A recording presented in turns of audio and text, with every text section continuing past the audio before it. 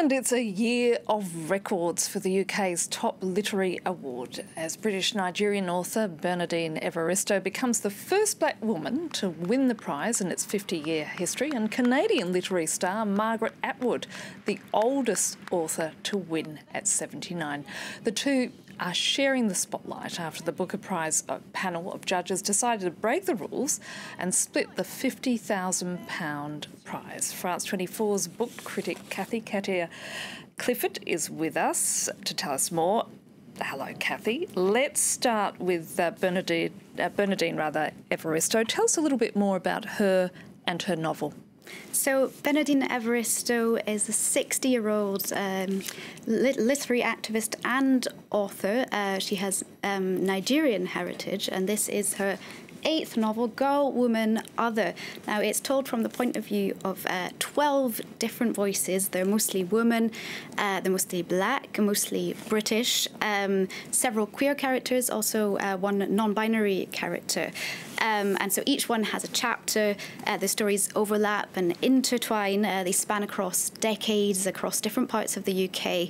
And it's actually written in free verse. So for a book of this size, that might not seem so accessible, but it's actually really got a beautiful flow and very easy to read. And for such a complex structure, I think she really pulls off these 12 different voices. They all seem very distinct from one another. And the joint winner this year, Margaret Atwood, for The Testaments, the sequel, of course, to her 1988 cult classic, The Handmaid's Tale, which I read a number of years ago. And the other interesting thing, she's 79 years old, the oldest person ever, is that right, to win the prize? The oldest person, and she also now becomes, I think, only the fourth person to have won twice in a lifetime, because she won also in the year 2000 for her novel The Blind Assassin. She's also been longlisted, shortlisted multiple times for the prize, it's safe to say. The Testaments set 15 years after the end of The Handmaid's Tale, and we return to the dystopian totalitarian state of Gilead, where women are divided into these enforced roles in society. This time, though, we leave behind our old narrator, Offred, and we have 3 new narrators. One of them we know already, Aunt Lydia, who is one of the most fearsome characters from the first novel. And has been portrayed on the TV series as well. Fairly terrifying. Well, we see inside her mind in this novel. She was actually my favourite narrator, quite darkly witty. The 2 other narrators are 2 teenagers, one growing up within Gilead, the other growing up over the border in Canada. It's had mixed reviews, this book. For me personally, it was the one I most enjoyed reading from the shortlist.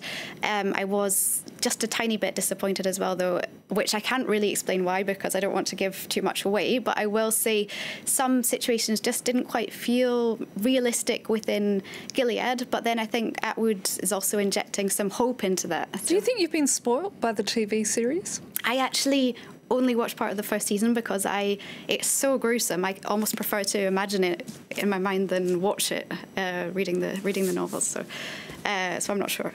Okay. Now, Booker Prize shortlists often spark criticism.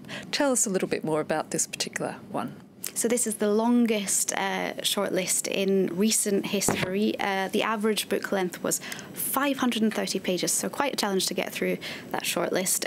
It's also been praised for its diversity. As the most diverse in the prize's 50-year history, there were 4 women among 6 finalists, and also the first time no white man was among those 6 authors.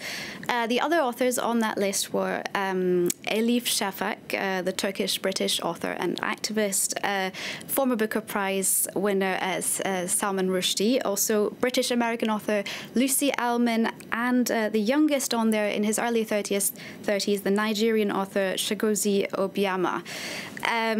It's faced some criticism, this shortlist, for maybe putting star names on there and not letting enough new talent. There were no debut novels on the shortlist and only 1 made it onto the long list. The other thing that the prize often criticised for is accessibility and maybe not quite being in touch with what readers are more broadly